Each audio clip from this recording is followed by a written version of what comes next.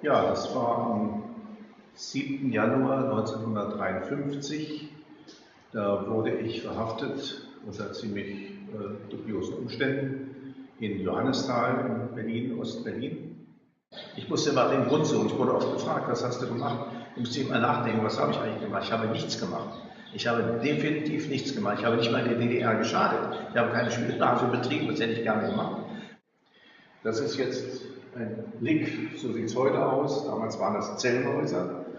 Und die schlimmste Situation war eigentlich die, dass man sehr bedrängt, sehr beengt in diesen Zellen hausen musste. Wir kamen kaum raus.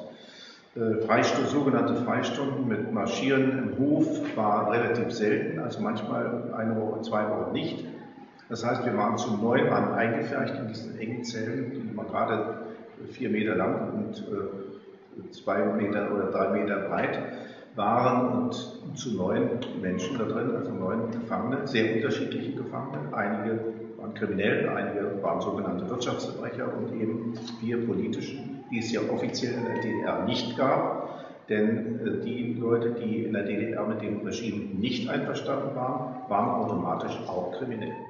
In dem letzten Jahr oder im letzten Dreivierteljahr meiner Haftzeit wurde ich dann aus einer engen Zelle in einen großen Saal verbracht, in dem dann so etwa 30 bis 50 Leute waren. Ich kann mich jetzt nicht mehr genau erinnern, wie viel.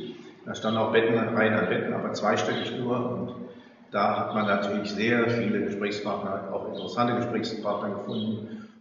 Nachdem ich ein Jahr lang eingesessen hatte, ohne Vernehmung, ohne zu wissen, wie lange ich noch sitzen müsste, ohne Urteil, einfach nur in dieser Bedrängnis, habe ich dann gesagt, so jetzt will ich es wissen. Ich habe nichts getan, ich will jetzt wissen, was ihr mit mir vorhabt und bin in Hungerstreik getreten. Das heißt, ich habe Nahrungsaufnahme verweigert. Das hatte zur Folge, dass sie mir auch jedes Getränk verwehrt haben. Ich durfte also kein Wasser zu mir nehmen, bekam also auch nichts Flüssiges und im Gegenteil, es wurde mir alles abgesperrt. Ich wurde in Einzelhaft gesperrt unten und in den Keller und musste dann in Einzelhaft warten, wie es weitergeht. Und ich merkte dann, so langsam spannen mir meine Kräfte. Ich habe insgesamt 10 Tage Nahrung verweigert.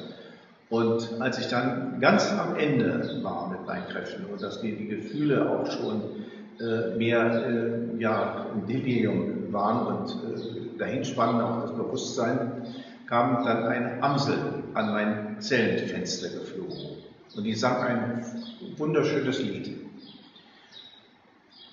Und nach diesem Lied, nach dieser komischen Situation, nach der ich also schon wohl mich selbst aufgegeben hatte, kam dann ein Wachmann und sagte, Sie haben Vernehmung von Ihrem Anwalt nach fast einem Jahr. Und der Anwalt sagte mir dann, wir haben einen Termin. Naja, jedenfalls ist dann die Zeit hier in, möchte ich sagen, sehr, sehr unerfreulichen Zeiten verlaufen. Also wir haben nicht viel Freude gehabt. Das Einzige war einmal im Monat ein Besuch. Im Juli 1955 wurde ich dann endlich tatsächlich nach Absitzen bis zum letzten Tag meiner Zeit entlassen, wurde zu 2,5 Jahren verurteilt. Die habe ich dann auch abgesessen.